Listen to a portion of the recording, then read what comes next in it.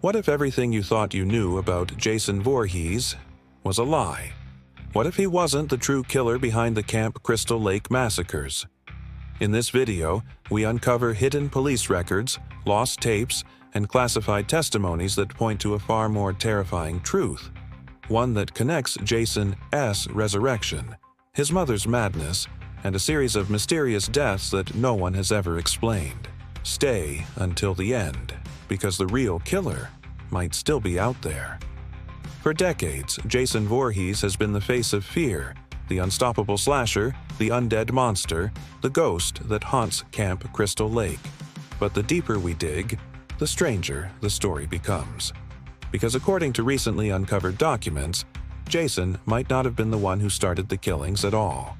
Let's go back to the beginning, 1957, the year Jason supposedly drowned. Official records say the young boy slipped beneath the surface of the lake while counselors were in paying attention. His body was never recovered. Locals whispered that the lake took him, but the police called it an accident. Yet, a hidden file labeled Incident 7A, found in the old Wessex County archives, tells a different story. It reports that 2 days before Jason's disappearance, another camper, Thomas Bryant, vanished without a trace. His bunkmate claimed he saw something pale, pulling Thomas into the woods at night. The description: a tall, thin woman with rotting skin and hollow eyes. That was in 1957. Pamela Voorhees hadn't gone insane yet. Jason was still alive. So who or what was that woman? Fast forward to 1979, when Pamela Voorhees began her infamous killing spree. The official story says she murdered the camp staff to avenge Jason's death. But one autopsy report stands out. The first counselor victim, Deborah King, was found with claw marks, not knife wounds. Her skin had traces of algae and lake sediment, suggesting she'd been dragged underwater before being killed. Pamela was a grieving mother, but she wasn't a monster from the lake. So who committed that first murder?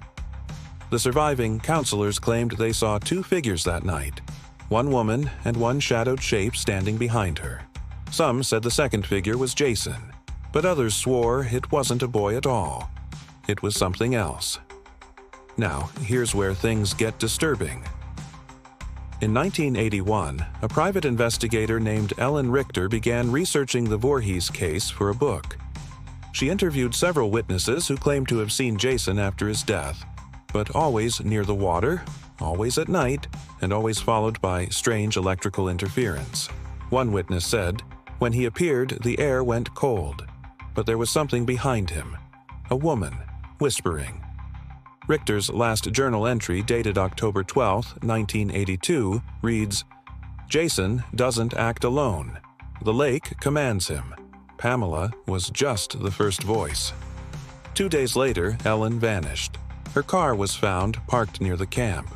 Inside, investigators discovered a single Polaroid photograph, a reflection of the lake at midnight.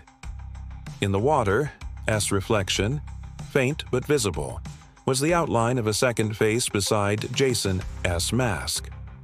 When FBI agents entered Camp Crystal Lake in 2003 under Project Nemesis, their goal wasn't to destroy Jason, it was to contain the area.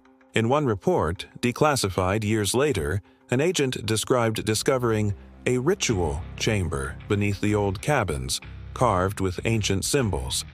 In the center was a decomposing corpse wearing a counselor's uniform, dated from 1957. The report ends abruptly with a final note. The spirit bound to the lake predates Jason.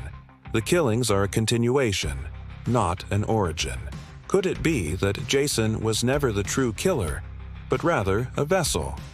A weapon for something much older, something that used his rage to escape the lake's curse? Legends among the Lenape tribe, who lived near Crystal Lake centuries before, tell of a spirit called the Mother Beneath the Water.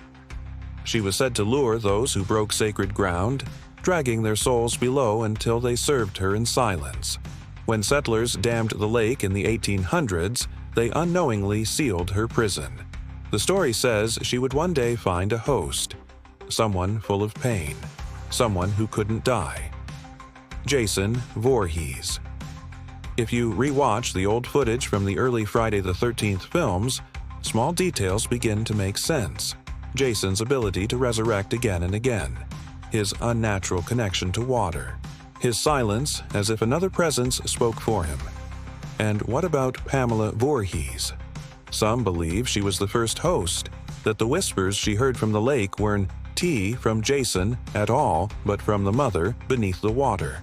The true killer manipulating both mother and son for decades.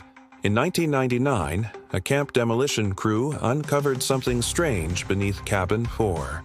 A wooden idol, carved in the shape of a weeping woman. Local historians confirmed it matched the Lenape descriptions of the water spirit.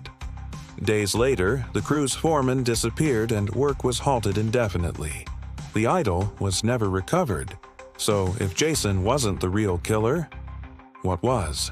Maybe that says why Jason can die, because it is not really him that is alive.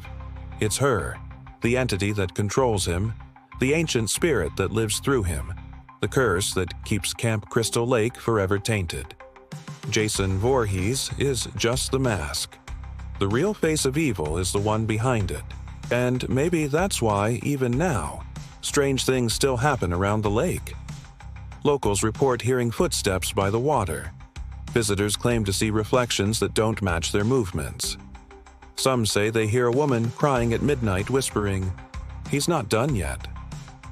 Perhaps Jason's story isn't over, because the real killer was never stopped. If this story gave you chills, don't forget to subscribe to The Haunted Hour for more terrifying deep dives into the world's darkest mysteries. Comment below what you believe. Was Jason the monster, or was he just a pawn in something far worse? And share this video with a horror fan who thinks they know the truth. Because once you've seen what lies beneath Camp Crystal Lake, you'll never sleep the same again.